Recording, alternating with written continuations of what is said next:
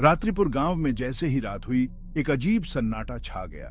चांद बादलों की मोटी चादर के पीछे छिप गया था, जिससे सुनसूनी गलियों में लंबी डरावनी परछाई पड़ रही थीं। डर से भरे हुए चेहरों वाले गांव वाले अपने अपने घरों के दरवाजे बंद करके अंदर दुबके हुए थे। गांव के किनारे एक वीरान पहाड़ी की चोटी पर एक पुरानी हवेली का भव्य साया खड़ा था। हवेली के बारे में स्थानीय लोग कहानियां सुनाते थे, हर कहानी पिछली से ज्यादा डरावनी। वे अजीब रोशनियों, खौफनाक चीखों और डर के एक एहसास के बारे में बताते थे जो हवेली की ढहती दीवारों से चिपका हुआ था। यह हवेली कब से खाली पड़ी थी, यह किसी को याद नहीं था। इसका इतिहास समय के साथ खो गया था। कुछ लोग फुसफुसाते थे कि एक अमीर परिवार, जिसका इसके भीतर एक भयानक अंत हुआ था, उनकी आत्माएं हवेली की खंडहर भव्यता के भीतर हमेशा के लिए फंस गईं। दूसरों का दावा था कि यह राक्षसी शक्तियों द्वारा प्रेतवाधित है। उनकी हंसी रात में खाली गलियारों में गूंजती है।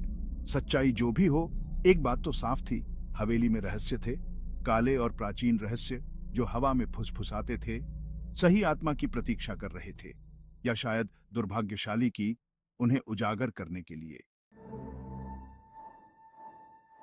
आराव एक युवा पत्रकार जो अज्ञात के लिए अपनी प्यास के लिए जाना जाता था, ने रात्रिपुर और उसकी प्रेतवाधित हवेली के बारे में कहानियां सुनी थीं। वह एक समान माप में उत्सुक और संशयवादी था। उसने खुद देखने का फैसला किया कि क्या अफवाहें सच थीं। उनका मानना था कि हर रहस्य की एक तार्किक व्याख्या होती है और वह इसे खोजने के लिए दृढ़ था। अपनी नोटबुक, कैमरा और संशयवाद की एक स्वस्थ खुराक से लैस आरव एक उदास दोपहर को गांव पहुंचा। ग्रामीणों ने उसे हवेली के पास जाने के प्रति आगाह किया। उनके चेहरे वास्तविक चिंता से सने हुए थे। उन्होंने उसकी सुरक्षा और विवेक के डर से उसे जाने के लिए विनती की, लेकिन उनकी चेतावनियों ने आरव के दृढ़ संकल्प को और बढ़ावा दिया। उसने उनकी चिंता के लिए ग्रामीणों को धन्यवाद दिया और उन्हें आश्वस्त किया कि वह सावधान रहेगा। जैसे ही शाम ढलने लगी और रात्रिपुर पर छाया होने लगी, आरव पहाड़ी की ओर चल पड़ा। हर कदम के साथ हवेली का भव्य साया बड़ा होता गया। जैसे ही वह हवेली के जंग लगे लोहे के फाटकों के पास पहुंचा, उसे अपनी रीढ़ की हड्डी में कंपकंपी महसूस हुई। बेचैनी की भावना उस पर छा गई, मानो वह समय से अछूते स्थान पर कदम रख रहा हो, एक ऐसी जगह जहां जीवित और मृत के बीच का पर्दा पतला और आसानी से छेदा जा सकता हो। लोहे के फाटक कराहते हुए खुले, आवाज भयानक सन्नाटे में गूंज रही थी। अंदर कदम रखते ही आरव को तापमान में अचानक गिरावट महसूस हुई। हवा भारी हो गई, सड़न की गंध और कुछ और जिसे वह ठीक से नहीं पहचान पाया। एक मीठी सी गंध जिससे उसकी रीढ़ की हड्डी में कंपकंपी दौड़ गई। आंगन में खरपतवार ओवरग्रोन बगए थे। बीच में पत्थर का फव्वारा सूखा और फटा हुआ था। जैसे ही अंधेरा हवेली में छा गया, आरव ने अपनी टॉर्च निकाली और तलाशी शुरू कर दी।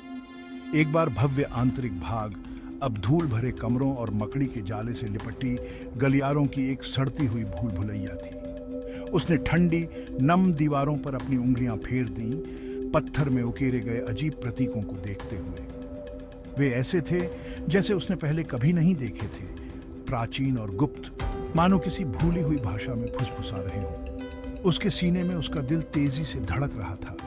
उसकी रगों में डर और उत्तेजना का मिश्रण दौड़ रहा था। जैसे ही वह हवेली में गहराई से गया, वह खाली हॉल में अपनी ही कदमों की आवाज गूंजती हुई सुन सकता था। सन्नाटा केवल उसके चारों ओर पुरानी इमारत की चरमराहट से टूट रहा था। ऐसा महसूस हो रहा था जैसे हवेली खुद उसे देख रही हो। उसकी अनदेखी आंखें उसकी हर हरकत पर नजर रख रही हों। आरव हवेली में जितना गहराई से जाता, उसका आसपास का माहौल उतना ही ज्यादा परेशान करने वाला होता जाता। उसे फुसफुसाहट सुनाई देने लगी, धीमी और अस्पष्ट, मानो दीवारों से ही निकल रही हो। वह शब्दों को समझ नहीं पा रहा था, लेकिन आवाजों से उसकी रीढ़ की हड्डी में कंपकंपी दौड़ गई। एक कमरे में वह धूल भरे और भुला दिए गए बच्चों के खिलौनों के ढेर से टकरा गया। एक लकड़ी का घोड़ा बीच में ही जम गया था। उसकी रंगी हुई आंखें मानो हिलते डुलते उसका पीछा कर रही हों। हवा ठंडी हो गई और वह कसम खा सकता था कि उसने महसूस किया कि एक छोटा हाथ उसके हाथ को छू गया। वह जल्दी से कमरे से बाहर निकल गया। उसका दिल उसके सीने में तेजी से धड़क रहा था। उसका तार्किक दिमाग उसे बता रहा था कि यह सिर्फ हवा थी, लेकिन गहरे में एक आदिम भय ने जड़ें जमा ली।